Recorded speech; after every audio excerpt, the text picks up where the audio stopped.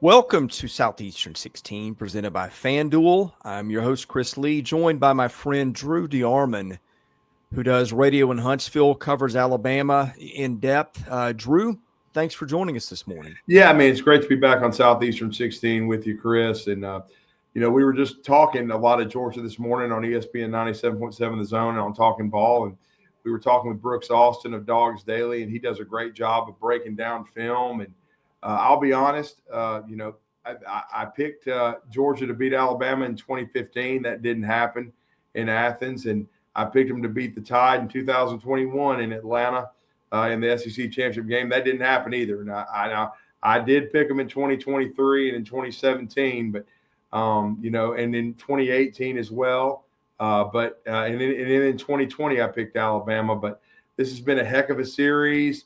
I hope I'm wrong this time, but this is the first time returning to Athens since that rain-soaked game in 2015. And it's ironically the year before Kirby Smart came to Athens. It's hard to believe that's been 10 years ago, and showing you the quirkiness of the SEC schedule, but finally headed back to play the Dogs in their backyard. Yeah, insert line here about how the SEC's new scheduling model is much better, right? Oh, no question. I will say this about Alabama's permanent opponents, for at least for these 4 years. And by the way, I would be surprised if that ever changes, to be honest with you, because like you just mentioned, you're playing everybody every 2 years. I do think that Alabama and LSU was a huge deal when Nick Saban was coaching, but he's not anymore. Yeah. And when you look at the history of Alabama football, Auburn and Tennessee are their two biggest rivals as far as when you go back and look at it historically. But their longest running rival and their closest geographically is Mississippi State. It's only about an hour down the road, because they had stoppages in the series with both Auburn and Tennessee. They did not with Mississippi State until the last 2 years. But I admire Greg Byrne in Alabama for going back and getting that reestablished with Mississippi State, because that's a bus ride. And I think and the fans can easily make that trip. Mississippi State's can as well. And so I just think that made the most sense. LSU certainly is a big rival, and there's been a lot of things go down the last near 20 years. But again, I think LSU and Alabama will both benefit from the small break, just playing each other every 2 years. But still, I think Mississippi State being that third game was the wise thing. It's what I said on my show. I just wasn't sure it would happen because of how much LSU and Alabama has meant, that matchup, to the league. But I think, sanity prevailed a little bit. And I think it also gives Alabama a chance to a little bit of schedule relief. I'm not disrespecting Mississippi State, who's a very solid program, but we know, those were Armageddon-type games with LSU. And as deep as this league is, and you guys do a great job of covering it at Southeastern 16, this league is a monster right now. And, I look at Alabama's schedule, the remaining games, they're 2-1 right now. You've got 9 games left in the regular season. There's one layup, and that's Eastern Illinois, the alma mater of Tony Romo. The rest of them, Vanderbilt included, it's the best Vanderbilt team I've ever seen, and they're coming to Tuscaloosa the week after that, just at Armageddon against Georgia this weekend. So this league is just a bear, and there's no layups in it at all. What's the mood around Alabama football? I mean, the Florida State game, we were just going, what are we watching here on a number of levels? Since then, and I get the opponents are nothing like what is ahead, right? But Alabama has answered the bell about as well as you could in the 2 games since. Well, they have. They've played with a lot of energy and enthusiasm, which is you want to see. Now, the disturbing thing is, and that's what made Nick Saban so good, is you never had to worry about that when Coach Saban was at the helm. Now, there were times they wouldn't play, to their optimum level, but flat for a Nick Saban team was not what flat looks like for a lot of programs. He had a great pulse of how to prepare his team week to week. And it was alarming because I certainly picked Alabama to win by double digits. But, of course, I think what we're learning in this portal era is you can't ever tell year to year now. Because Florida State, we all thought they'll be better, and it still may be that they're an 8-4 team. But, it looks like they might even be an elite team. And they ambushed Alabama. They were hungry. They were ready. Gus Malzahn had a lot of familiarity with the personnel there because of him coaching at Auburn for so long. And his style of offense has always given Alabama some problems. And Florida State played exceptionally well. Now, the good thing for Alabama is, I know they haven't played a difficult team since then, but Florida State has looked like the real deal. Now, I'm going to be interested to see what happens Friday night in Charlottesville. And if they get that game taken care of, you're talking about an undefeated matchup with Miami, which nobody saw coming. But that would be a top 10 matchup in Tallahassee the next week. And for Alabama, and Florida State's happy about this, the Tide destroyed Louisiana-Monroe, as they should. And then they handled what looks to be not a bottom third team in the Big Ten in Wisconsin, which is disappointing because I have a lot of respect for Luke Fickell. You were hoping that would be a better opponent. But I will say Alabama handled them like they should. Probably should have been 49-0. It was 38-14. At the same time, they played very well. But I think everybody understands, and this is where the apprehension comes from, because this is not Nick Saban at the helm anymore. I really don't know what to expect Saturday. The thing about it, Kalen DeBoer had a big win in Camp Randall at Wisconsin last year, and he had a big win against LSU in Baton Rouge. But then he also had the clunker at Oklahoma, which was not good at all, a clunker against Tennessee, Vanderbilt, they get shocked. So you really don't know what to expect from his team. And then the Tallahassee debacle this year. So most of the road performances have not been up to par. So that's where I'm a little bit, skeptical. I've actually got Alabama dropping the game 28-23. I've been asked many times, what would you put the spread at? I think it's been at 2.5. It's been going down. I would have Georgia about a 5-point favorite. But I do think Alabama can win the game. But it's kind of like you're going to have to show me. They have to show me that they can get ready to play. And again, no disrespect to LSU, but this Georgia team is better than that LSU team last year. You could kind of already see some chinks in the armor with LSU before Alabama played that game. Georgia, while they did give up a lot of points to Tennessee, they played like a Nick Saban team, very tough mentally and physically. And we also know what happened last year. Alabama was up 30-7 at halftime, but then we saw that huge run Georgia made to get the lead late, and Alabama responded to adversity. May I say, probably the only time under Kalen DeBoer that they have. So that's another thing. Can they respond to adversity on the road? Because they have not as of yet. Every time they've been punched in the face, they have not responded. So to me, the mental and physical toughness, there's other factors that they're going to have to do to, like they're going to have to run the ball. They're going to have to contain Georgia offensively. They're going to have to make more explosive plays. But the biggest thing to me is something that's not, it's more psychological. They've got to show mental and physical toughness on the road under this coaching staff.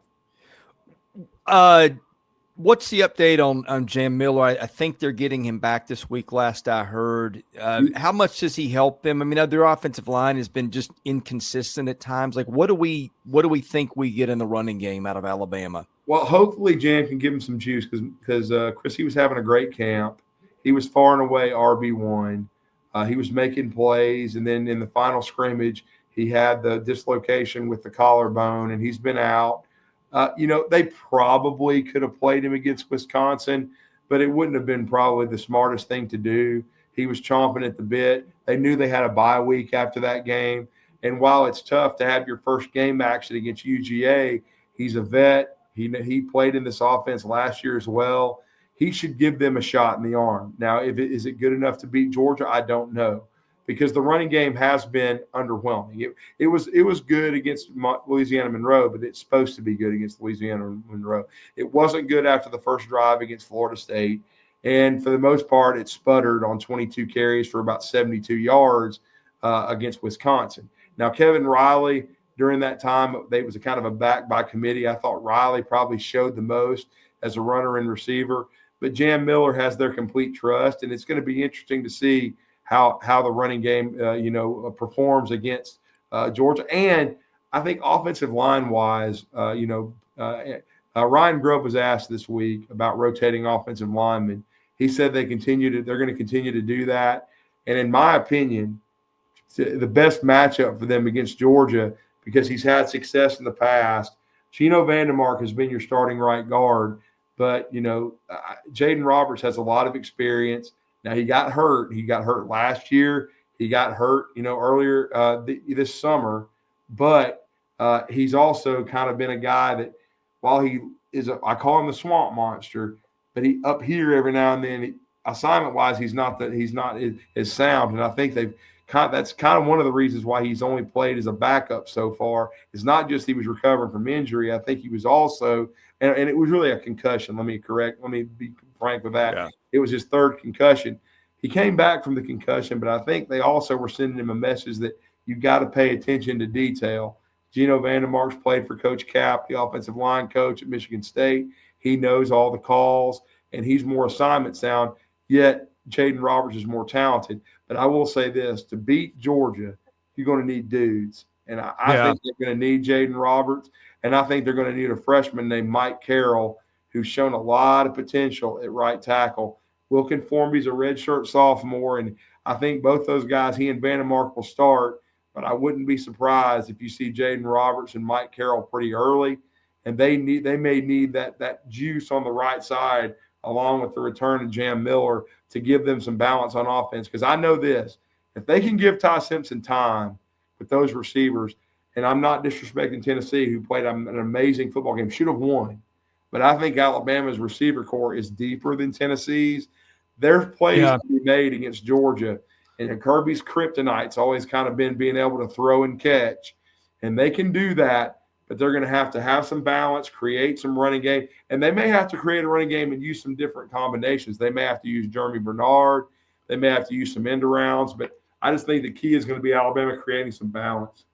Yeah, you beat me to my next question. Feels like, again, don't want to read too much into Wisconsin and ULM, but watching Ty Simpson, I mean, the accuracy is there. Ryan Williams has looked more like Ryan Williams. Jeremy Bernard has been really consistent. Like if you watched last, we saw, Georgia chasing Tennessee receivers down and blowing coverages and stuff. That feels like a real spot that Alabama can exploit. On the other hand, Kirby Smart is going to have 2 weeks with that bullhorn to get his guys in shape. Right. And it's not like Georgia's lacking for talent in the secondary. No, that Eugene Robinson had trouble against Georgia, but he's a former 5-star player. That they've got talent in their back end. There's no question about it. Alabama recruited a lot of those guys when Coach Saban was there. Kirby does a good job with his defense, and but I'm going to be interested to see the chess match, because Ryan Grubb, a little bit of a different, he added some things to this offense, and Nick Sheridan, Kalen DeBoer, the three-headed monster there, what they come up with creatively to try to, match up with Georgia and move the ball. Because I will say I have liked this approach offensively, the way it's looked with Ty Simpson under center, the way they scheme, and I'm going to bring back some memories here, Chris, but the way they scheme and they formation, it reminds me, it's not the exact same, because this offense was more finesse based, and I will say Kalen's offense is more physical. But the way that their creativity reminds me of Homer Smith in 1989. He was very creative, especially when Jeff Nunn went down, because Gary Hollingsworth wasn't very mobile, didn't have a great arm, so they had to kind of change the way they called the game. But I just really like the way they formation. They do different things, like under Nick Saban, if it's 3rd and 1, 3rd and 2, 90% sure they're going to go with an inside zone and run the ball. But with this staff, they might line up Jeremy Bernard out, run an option. They might throw a screen to the tight end. They do some different things that you have to account for defensively. And, some people might not like it. It's not as physical at times, but that's their style of offense. And they can give Kirby some problems, no doubt about it. But, the first thing they're going to have to do, though, is show mental and physical toughness. And then, they're going to have to keep penalties to a minimum. I mean, they're going to be some. I'm not expecting them to go out there and perform and have 1 or 2 penalties. There's going to be penalties in this game. But, the biggest thing, though, they've got to show that mental and physical toughness. And then they've got to me, they've got to protect Ty. They've got to create. I think they've got to hit the 150-yard rushing plateau, which is not going to be easy, but they have to stay with it, find a way, maybe even to create an explosive run with Jam Miller. But then I think they have to protect Ty, give him time, and then and move the pocket. And I think he's going to have a big night. He's going to have to throw for 280 plus. To me, for Alabama to win this game, they've got to hold Georgia to 140 yards rushing or less, and they have to run for 150, which means they have to outrush them. But then they've got to out big play them because Georgia's going to make some big plays. Yes. They're talented. This second part of the interview brought to you by friends at GameTime SIDEKICKS, officially licensed stainless steel drinkware, all SEC schools, 350 other universities. Stainless steel sippy cups, tumblers, 40-ounce bottles, and shaker cups. SE16 gets you 20% off your entire order at GameTimeSidekicks.com. Also brought to you by our friends at ROKFORM, the world's strongest magnetic phone case, extreme protection, super strong magnets, and RockLock secure mounting. September is the busiest month of the year with the new iPhone release. SEC 25 gets you 25% off your entire order at ROKFORM.com. Also brought to you by HOVI Dry Goods, your new favorite hat. Look no further than HOVI hats for high-quality headwear with a great fit and unique designs. The bad beat team of the week last week, Auburn Tigers, as you may have heard, had a controversial call or two or non-call go against them. That makes them our bad beat team of the week.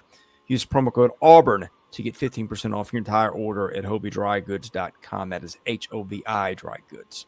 All right, Drew, back to it. Let's talk Alabama's defense because week one, the Tide get carved up by Thomas Castellanos and the rushing attack of Florida State. Since then, been a lot better. Now, look, none of what Alabama has seen since the opener is going to be like what they'll see against Georgia. How are we feeling about the defense at the moment? That's the biggest question mark for me. I like where the offense is heading.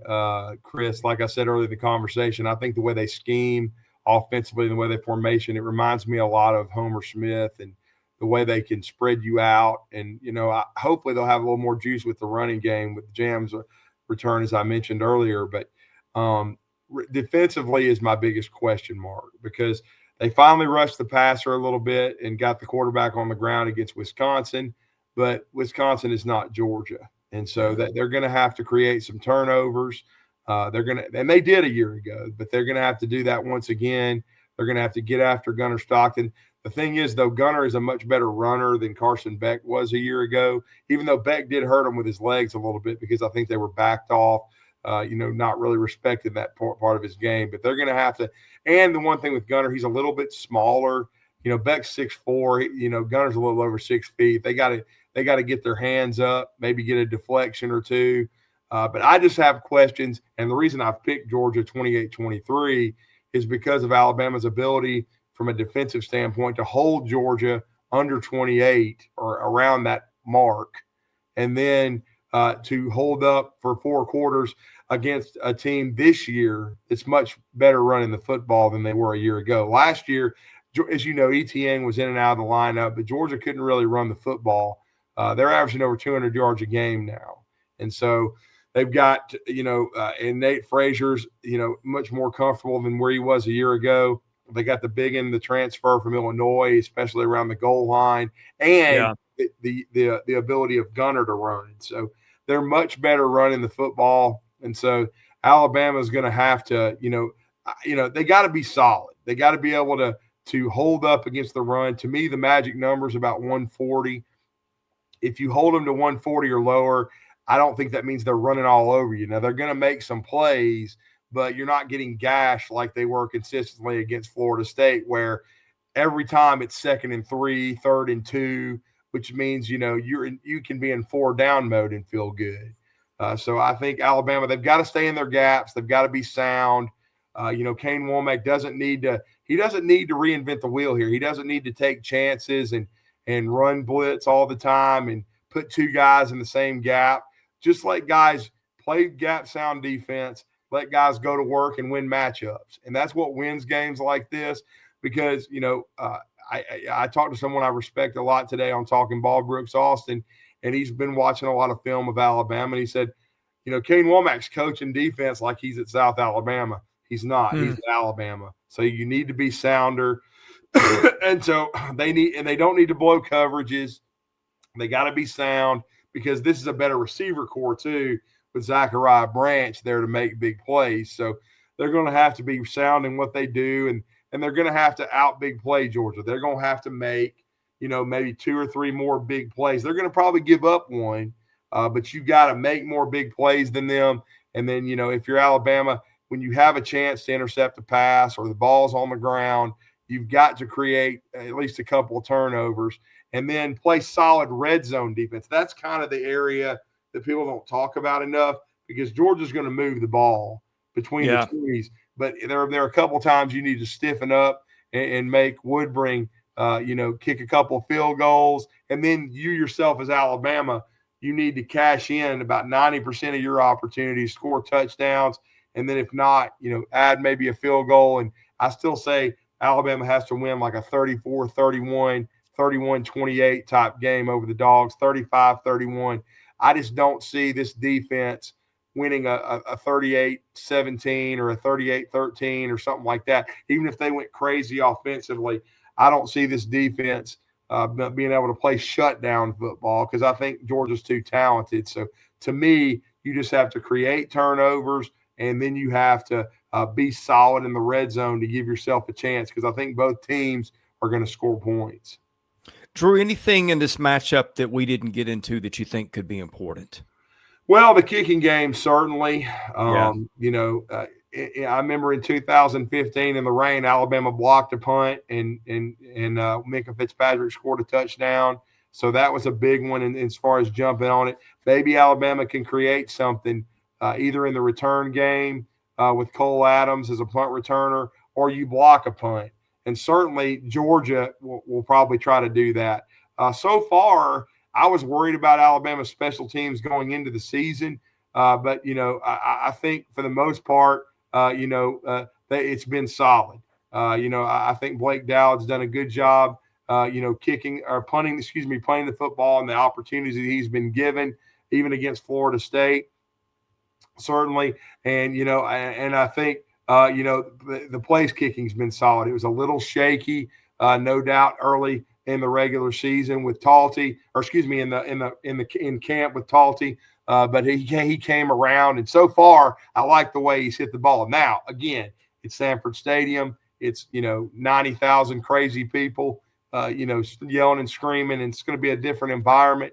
But so far, the return game's been solid. And then the punting and the place kicking with Talty and Dowd. So, but I will say this: maybe you can steal a score that way.